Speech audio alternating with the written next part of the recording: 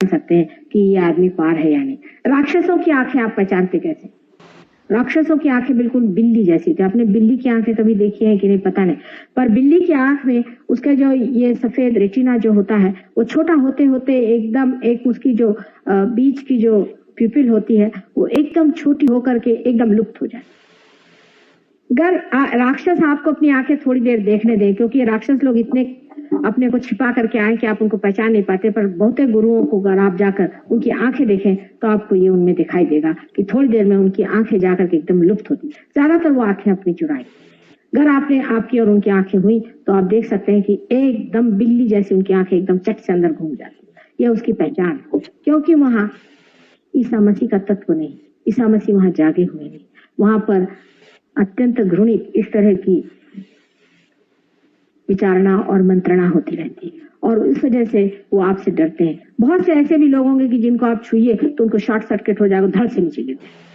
बहुत से ऐसे भी प्रेतात्माएं हैं जो कि संसार में विचरण कर रहे हैं, अपने को गुरु कहते हैं। अगर उनको आप हार पहना जाए तो आप पे हार फेंक देंगे, वो आपको छूने नहीं देंगे, आपका हार भी वो नहीं पहन सकते। इतने निम्न स्तर के लोग हैं, उनका शॉर्ट सर्किट हो जाता है। अब ये तो गहन बातें हैं और सूक्ष्म बातें, इनको आप बाद में देखिएगा। लेकिन अभी हम लोग जो बात कर रहे थे ईसा मसीह के बारे में, वो ये है कि उनके चिंतन से, उनके विचार से हमारी आज्ञा चक्र ठीक हो सकता है। लेकिन उनका चिंतन वो नहीं कि जिन्होंने उनके बारे में इस तरह की मनहूस प्रणालियां बना दी। अगर आप कहीं देखिए तो ईसा मसीह को दिखाते हैं कि दुबले पतले मरगिल्ले, कहीं से पता नहीं जैसे कोई टीबी पेशेंट उठा के लाए। ये कोई तरीका है ईसा मसीह का चित्र बनाने का? मेरे ख्याल से जो चित्रकार है वो स्वयं में ही इस तरह से मरगिल्ले हैं, इसलिए उनके इस तरह के चित्र बना करके उनको लटका देते हैं दीनहीन स्थिति। वो अत्यंत बलशाली और बड़े तेजस्वी पुरुष थे, और दिखने में इतने सुंदर और तेजस्विता उनके अंदर थी, और वो बहुत पुष्ट रुष्ट पुष्ट आदमी थे, और ना तो बहुत ऊंचे थे न बहुत शॉर्ट थे, लेकिन एक साधारणता, एक अच्छे हाइट के आदमी थे, और अत्यंत उनमें तेजस्विता थी, और बदन और उनके अंदर बाहुबल बहुत ज्यादा था। जो आदमी इतना बड़ा क्रॉस अपने हाथ से उठा के ले जा सकता है, वो क्या इस तरह का मरगिल्ला आदमी हो सकता है? जिस तरह के लोग पिक्चर बना करके घुमाते हैं और उसके फोटो सारे संसार में बिकते हैं, और लोग सोचते हैं वाह वाह वाह वाह, क्या ईसा मसीह का चित्र बना हुआ। ये उनका सरासर अपमान है। सिर्फ एक रूबेंस राम के जो बड़े भारी आर्टिस्ट हो गए हैं, जिनको कि मैंने स्वयं उनके घर में भी जाकर के ईसा मसीह का ascent and descent of Christ नाम का जो बड़ा मशहूर पेंटिंग है वो देखा है। उन्होंने इस मामले पर बड़े अच्छी तरीके से इसको उन्होंने उभारा है, और ईसा मसीह को अत्यंत रुष्ट पृष्ठ और बहुत ही आनंदी जीव बनाया।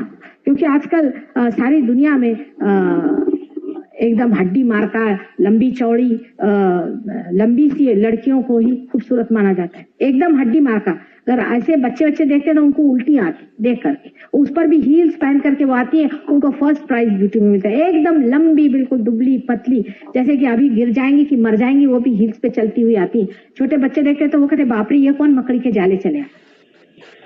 लेकिन आजकल के मॉडर्न आइडियाज इतनी परवर्टेड हो गई हैं कि हमें ऐसे मकड़ी के जाले देखने का शौक है, क्योंकि हम मकड़ी के जाले में फंसे हुए हैं, तो हमको मकड़ी के जाल ही अच्छे लगते हैं। पहले जमाने की ब्यूटी क्या है, अभी की समझ लीजिए कि लियोनार्डो दा विंची कब हुए थे। उनकी पेंटिंग जिसको सारी दुनिया मानती है आज, मोनालिसा की जो पेंटिंग है, आप देखिए कि मोनालिसा एक हृष्ट पृष्ठ औरत है, इसके अंदर अत्यंत सौजन्यमय और अत्यंत पवित्र ऐसा वातावरण, और सारी दुनिया उसे देखने आएगी। पर जब फर्स्ट प्राइज देंगे तो यही 6 फुट 7 इंच वाली ये औरतें, जिन्हें इतने हिल्स पहने हुए हैं और मरगिल्ली जैसे चली आ रही वहां पर, और अब मरती की कल मरती, ये हालत इनकी, और इनको लोग मरते की ब्यूटी से।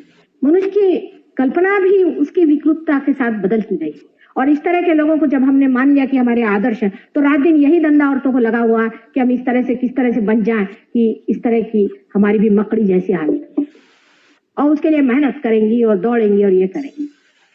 वास्तविकता इस तरह की औरतें बड़ी सरदर्द होती हैं। जिस आदमी के पल्ले पड़ जाए उसको मालूम पड़ता है, ना तो उनमें कोई किसी तरह का माधुर्य होता है, ना उनमें कोई तरह की मिठास होती, ना कोई उनमें बर्दाश्त होती, ना ही वो अपने बच्चों को प्यार कर पाती।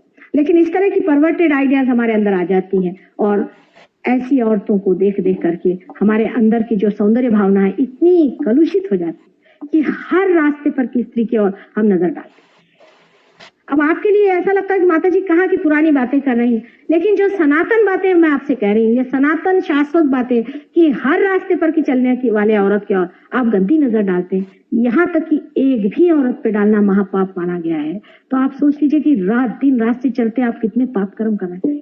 मैं माँ के रिश्ते में आपसे बता रही हूँ कि ये सब धंधे आप लोग छोड़ दीजिए, ये सब व्यर्थ की बातें, ये सब करने से कोई फायदा नहीं। ईसा मसीह ने तो 2000 साल पूर्व बताया था, लेकिन आज मैं कह रही हूँ कि वो बेचारे ने इतना खोल के नहीं बताया। उसने जो भी बताया बड़े जोर से बताया, लेकिन उसको उठा करके आपने चढ़ा दिया सूली पर। एक तो आप मुझे सूली पर चढ़ा नहीं सकते पहली, और दूसरी मैं इतनी होशियार हूं कि मैं आपको इस तरह से बताऊंगी कि आपकी खोपड़ी में घुस जाएगी, क्योंकि उसने ये नहीं बताया था कि यह काम करने से क्या होगा। उसने सिर्फ कहा ये मत करिए, ये गंदी चीज है, adulterous eyes are very very much against your being. लेकिन उसने ये नहीं कहा कि एडल्ट्रस आइज रखने से क्या होता है, उसके दुष्परिणाम क्या होते हैं। रात दिन यही विचार हमारे दिमाग में चलता है, और ये करने से आप क्या बच जाएंगे, आप क्या मनुष्य नहीं, आप जानवर से भी बदतर हो जाएंगे, पशु से भी बदतर हो जाएंगे। इसलिए हमारे यहाँ योग शास्त्र में बताया है कि अपनी चित्त वृत्ति का निरोध, उसको रोको, उसको सही रास्ते पे रखना चाहिए, ईश्वर के प्रति उसको नतमस्तक रखना चाहिए, उधर चलना चाहिए। हम लोग योग पे बने हुए, हमारी योग भूमि है, हम लोग अहंकारवादी नहीं ना हमें होना है। जो लोग अपने अहंकारवादी बनाना चाहते हैं वो अपना इमिग्रेशन लेकर के इंग्लैंड चले जाए, यहाँ रहने की उनको जरूरत नहीं और इस देश को खराब करने की भी जरूरत नहीं।